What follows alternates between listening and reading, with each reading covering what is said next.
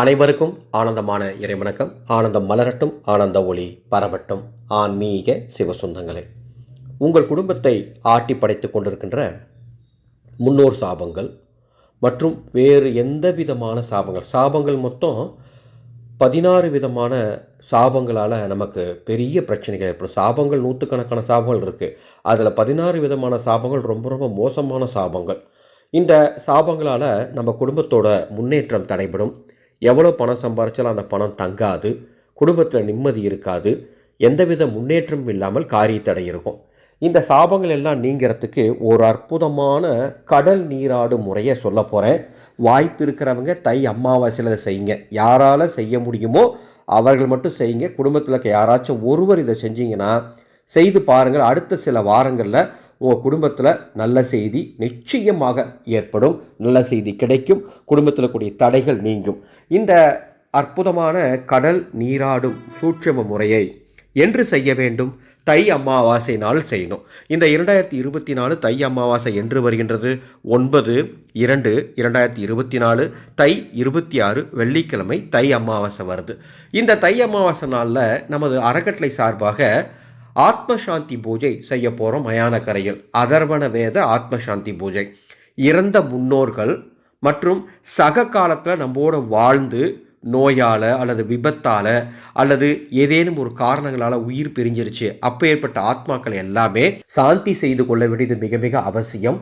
எங்களது அதர்வண வேத சாந்தி பூஜை இறந்த ஆத்மாக்களை இறைவன் பாதத்தில் இளைப்பாற வைக்கும் ஒரு அற்புதமான பூஜை. மயானக்கரையில் செய்யக்கூடிய ஒரு பூஜை. நேரடி அனுமதி கிடையாது. விருப்பம் இருக்கிறவங்க வாட்ஸ்அப்பில் தொடர்பு கொள்ளுங்க. இந்த பூஜை பற்றிய விளக்கத்தை தருகின்றேன். உங்கள் முன்னோர்கள் ஆத்மா சாந்தி அடைய வைக்கும் அற்புதமான பூஜை முறை. 9/2/2024 அன்று காலை 7:52 மேலே தான் அமாவாசை திதி ஆரம்பிக்குது. இப்போ நான் சொல்கிற இந்த சூட்சமத்தை நீங்கள் கடல் சார்ந்த ஆலயம் எங்கேயாச்சும் போய் செய்யுங்க. கடல் இருக்கணும். கடல் சார்ந்த ஆலயம் அல்லது கடல் பகுதியில் போய் செய்யுங்க. அல்லது ஆறு, கடல், குளம், ஏரி எங்கேனாலும் செய்யலாங்க. எங்கேனாலும் இதை செய்யுங்க. நிச்சயமாக சாபம் நீங்கும். எந்த நேரத்தில் செய்யணும்? நான் 2 நேரம் சொல்கிறேன். அந்த 2 நேரத்தில் எது உங்களுக்கு சௌகரியப்படுதோ அந்த நேரத்தில் செஞ்சுக்கோங்க. அன்று பிரம்ம முகூர்த்த நேரத்தில் இதை செய்யலாம்.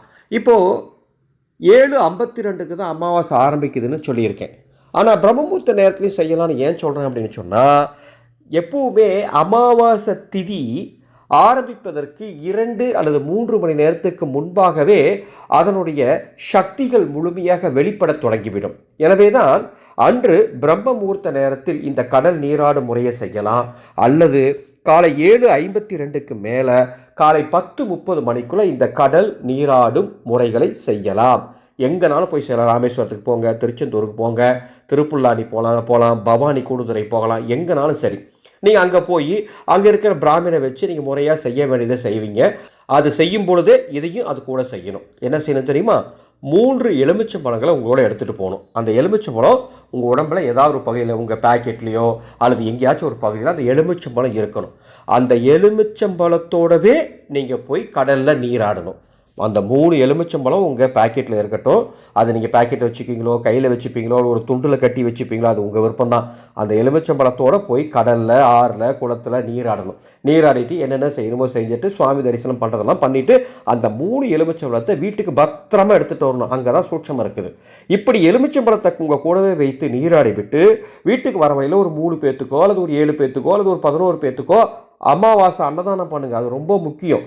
அவ்வாறு பண்ணிவிட்டு வீட்டுக்கு வரணும். வீட்டுக்கு வந்ததும் ஒரு எலுமிச்சம்பழத்தை எடுத்து அறுத்து சர்க்கரை சேர்க்காமல் பழச்சாறு தயார் பண்ணி வீட்டில் இருக்க எல்லாரும் குடிச்சிருங்க.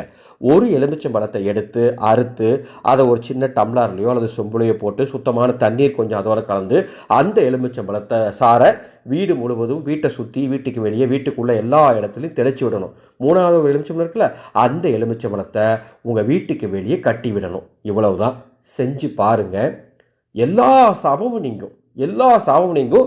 வாய்ப்பு இருக்கிறவங்க இதை செய்து கொள்ளுங்கள். வீட்டில் இருந்தே முன்னோர்களுக்கு எவ்வாறு தர்ப்பணம் கொடுக்கணும், எவ்வாறு வழிபாடு பண்ணணுங்கிறத அடுத்த ஆடியோவில் நான் சொல்கிறேன். இந்த சூட்சமம் 6 கடல் குளங்களில் போய் செய்ய வேண்டிய சூட்சமம். செய்து பயன்பெறுக. ஏதாவது சந்தேகம் இருந்தால் வாட்ஸ்அப்பில் கேளுங்க. தை அமாவாசை அன்னைக்கு நமது அன்னசேவா குழு மிக சிறப்பாக அன்னதானத்துக்கு ஏற்பாடு பண்ணியிருக்கோம். இந்த அன்னசேவாவில், இந்த அன்னதானத்தில் உங்கள் குடும்பம் சார்பாக ஏதேனும் நீங்கள் பங்களிப்பு செலுத்தணும் விருப்பப்பட்டீங்கன்னா இந்த வீடியோக்கு கீழே டிஸ்கிரிப்ஷன் பாக்ஸில் எங்களது அறக்கட்டளையின் வங்கி கணக்கின் மற்றும் கூகுள் பே, ஃபோன்பே நம்பர் தரப்பட்டுள்ளது. உங்கள் குடும்பம் சார்பாக நிதியை செலுத்திவிட்டு உங்கள் முன்னோர்கள் பெயரை சொல்லுங்கள். அவர்களுக்காக நாங்கள் பிரார்த்தனை செய்து இந்த அன்னதான சேவையை சிறப்பாக செய்கின்றோம். மீண்டும் அடுத்த ஒரு ஆன்மீகத்தோடு சந்திக்கிறேன். ஆனந்தம் மலரட்டும், ஆனந்த ஒளி பரவட்டும்.